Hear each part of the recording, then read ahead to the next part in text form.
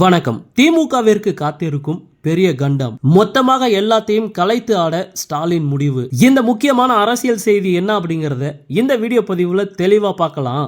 ஆளும் திமுக அமைச்சர்களுக்கு எதிரான பல்வேறு சொத்து குவிப்பு வழக்குகள் அடுத்தடுத்து விசாரணைக்கு வர உள்ளதால் முதலமைச்சர் மு க ஸ்டாலின் இதை எப்படி எதிர்கொள்வார் என்ற கேள்விகள் எழுந்துள்ளன. ஆளும் திமுக அமைச்சர்கள் பலர் அடுத்தடுத்து சிறைக்கு செல்ல தொடங்கியுள்ளனர். அமைச்சர் செந்தில் பாலாஜி ஏற்கனவே சிறையில் இருக்கிறார். அதே போல் அமைச்சர் பொன்முடிக்கு தற்போது 3 ஆண்டுகள் சிறை தண்டனை கொடுக்கப்பட்டுள்ளது. இது போக அமைச்சர் ஏவா வேலு, தங்கம் தென்னரசு என்று பல அமைச்சர்களுக்கு எதிராக முக்கிய வழக்குகள் இருக்கிறது. ஸ்மோட்டோ வழக்குகள் மீதான விசாரணை வரும் பிப்ரவரி 5ஆம் தேதி விசாரணைக்கு வரும் என்று அறிவிக்கப்பட்டுள்ளன.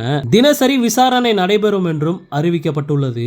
அமைச்சர்கள் KKSSR ராமச்சந்திரன், தங்கம் தென்னரசு, ஐ பெரியசாமி, அமைச்சர் பதவி இழந்த பொன்முடி, முன்னாள் முதல்வர் ஓ பன்னீர்செல்வம், முன்னாள் அமைச்சர் வளர்மதி ஆகியோருக்கு எதிராகவே இந்த வழக்குகள் பிப்ரவரி மாதம் முழுக்க நடத்தப்பட உள்ளது.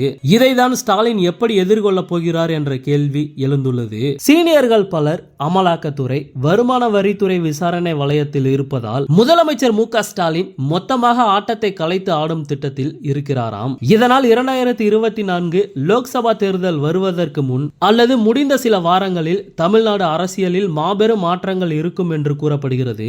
முக்கியமாக அமைச்சரவையில் பெரிய அளவில் மாற்றங்கள் இருக்கும் என்று திமுக வட்டாரங்கள் தெரிவிக்கிறது. சீனியர்களாக இருக்கும் 10 அமைச்சர்களை தான் டெல்லி டார்கெட் செய்கிறது. அப்படிதான் செந்தில் பாலாஜியை டார்கெட் செய்தனர். தற்போது ஏவா வேலுவை டார்கெட் செய்கின்றனர். இடையில் பொன்முடியை டார்கெட் செய்தனர். இப்படி சீனியர்களாக இருக்கும் 10 பேரை தான் டார்கெட் செய்து வருகிறார்கள்.